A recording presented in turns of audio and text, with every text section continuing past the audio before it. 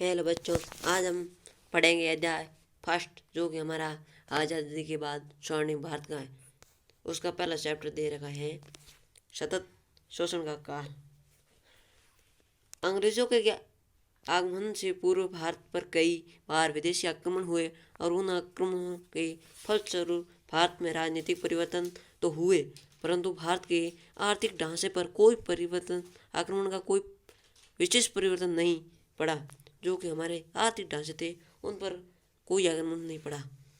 आत्मनिर्भर भारतीय गांव, ग्रामीण उद्योग एवं परस्पर अंतर्निर्भर ग्रामीण अर्थव्यवस्था, ये सब कई शताब्दी से यहाँ चल रहे थे। भारत के आत्मनिर्भर समाज अर्थव्यवस्था का वर्णन चार्ल्स मेटकॉफ इन शब्दों में शताब्दी से यहाँ चल रहे थे।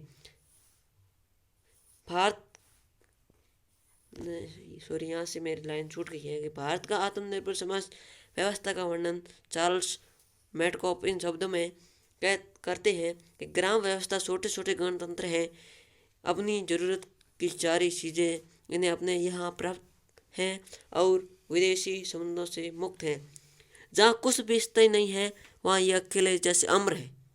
राजकुल लुढ़कते रहे, क्रांतियाँ होती रही, हिंदू, पान, पठान, मुगल, मराठा, सिख क्रमशः मालिक बनते रहे, लेकिन ग्राम समाज यथावत बने रहे। जो कि हमारे ग्राम समाज है वो यथावत बने रहे।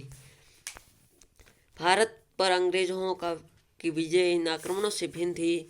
यह विजय उस राष्ट्र द्वारा की गई थी जिसने अपने देश की जागीरदारी प्रथा को समाप्त किया था तथा एक आधुनिक मध्य वर्ग समाज का निर्माण किया। जो कि हमारे जागीरदार प्रथा थी वो समाप्त किया गया था। पूंजीवादी व्यवस्था की उन्नति एवं फैलाव के द्वारा ब्रिटेन्स ने अपने आप को एक आधुनिक राष्ट्र के रूप में संगठित कर लिया, परंतु भारतीय समाज के पुरातन आर्थिक आधार को नष्ट करके उसकी जगह पूंजीवादी व्यवस्था की स्थापना की। ये हुए बिना ब्रिटिश अपनी पूंजीवादी आर्थिक आवश्यकताओं के लिए औपनिवेशिक भारत का समुचित उपयोग नहीं कर सकता है। भारत पर अंग्रेजों के राजनीतिक प्रभुत्व की विस्तार की दिशा में उठाए गए प्रत्येक कदम पुरानी अर्थव्यवस्था के लिए विघटन एवं नए उन आर्थिक रूपों में उदय की दिशा में ही अगला कदम था। ये सभी कदम भारतीयों के लाभ के लिए नहीं वरना ब्रिटिश लाभ के लिए प्रतिबद्ध थे। जो ये नियम थे, सभी वो कदम उठाए गए थे, वो हमारे भारत के लाभ के लिए नहीं थे और जो कि हमारे ब्रिटिश हैं उनके लाभ के लिए बनाए गए थे। वस्तुतः 16वीं शताब्दी में भारत धन, वैभव एवं समृद्धि की संबंध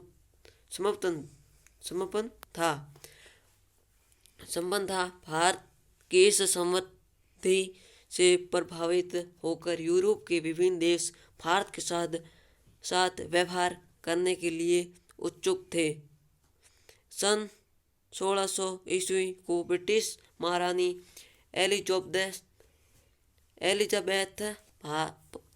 प्रथम ने अंग्रेज व्यापारी की इंडिया ईस्ट कंपनी को भारत से व्यापार करने के लिए अधिकार पत्र मांगा। जो हमारी ब्रिटिश की महारानी थी उसने अंग्रेजों व्यापारी की ईस्ट कंपनी भारत से व्यापार करने के लिए अधिकार पत्र मांगा। 16 ईस्वी में इस East company India company Bharat आई। सन 1667 में फ्रांस के सम्राट ने भारत से व्यवहार करने के लिए फ्रेंच ईस्ट इंडिया कंपनी की स्थापना की। इस प्रकार अब पुर्तगाली इस ब्रिटिश और फ्रांसीसी कंपनियां पूर्व देशों और विदेशों रूप से भारत में अपना व्यवहार बढ़ाने लगी। कुछ समय तो इन व्यापारियों कंपनियों का उद्देश्य भारत से व्यवहार करने का ही था। कुछ समय तक तो उनका जो कंपनी थी उनसे व्यापार वो करने का था, परंतु उन्होंने भारत के राजनीतिक फूट एवं अस्थिरता का लाभ उठाना, अपना राजनीतिक प्रभाव बढ़ाना प्रारंभ कर दिया। सन 1757 ईस्वी के प्लासी के युद्ध में अंग्रेजों की विजय ने भारत में अंग्रेजी साम्राज्य की स्थापना का मार्ग प्रशस्त कर दिया। सन 1767 ईस्वी में बक्सर के युद्ध में इंडिया कंपनी की सेनाओं ने मुगल सम्राट शाह आलम, बंगाल के नवाब मीर कासिम तथा अवध के नवाब सुहाउदा लोधा की संयुक्त सेनाओं को पराजित करके ईस्ट इंडिया कंपनी की राजनीतिक शक्ति का स्थापित कर दिया। जो कि ईस्ट इंडिया कंपनी की राजनीतिक शक्ति का स्थापित कर दिया।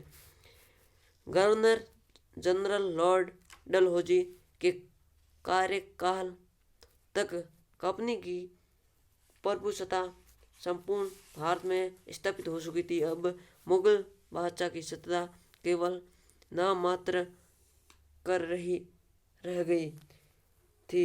पश्चात आगामी वर्षों में अंग्रेजों ने भारत में अपने सम्राट का विस्तार किया। इसका पाठ जो कि हमारे